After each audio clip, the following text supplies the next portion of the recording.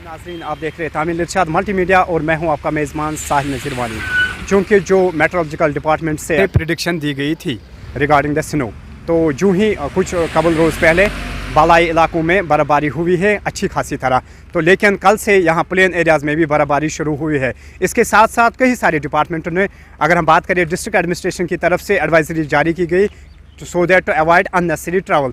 इस ज़िम्मन में यहाँ हम मौजूद है अभी बारामूला कौमी रास्ते पर। तो सुनने में आया है कि यहाँ बालिहारन के पास एक सूमो फिसली है, वो नाले में गिर पड़ी है।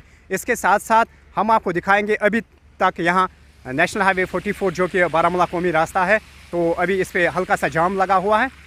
कई सारे डिपार्टमेंट जॉब पे है। हमने तहसीलदार सिंहपुरा से भी बात की है, तो उसने भी अपने एडवाइजरी में जारी किया है कि लोगों को चाहिए कि वो अननेसेसरी ट्रैवल ना करें और अपने घरों में बैठे। जो भी सारे नेसेसरी सर्विस है like we have the ambulance, वो भी सारे कई इंपॉर्टेंट डिपार्टमेंट है वही ट्रैवल कर सकते हैं, या अगर कोई बीमार है तो वही घर से निकल सकते हैं। इस ज़िम्मन में जब हमने तहसीलदार सिंहपुरा से बात की तो उसने भी यही कहा है कि लोगों को चाहिए कि वो अननेसेसरी ट्रैवल को अवॉइड करें। आप देख सकते हैं नाज़रीन, इस वक्त यहाँ पे बारामूला कौमी रास्ते पर जाम लगा हुआ है। एक साइड गाड़ियाँ कंप्लीट जाम में है तो दूसरा साइड हल्का हल्का खुल चुका है। तो इस ज़मन में लोगों को चाहिए कि वो अपने मुकामी घरों में बैठें ताकि कोई हादसा पेश ना आए। दीजिए इजाज़त। साहिल नज़ीर वानी, तामील इरशाद के लिए KPS।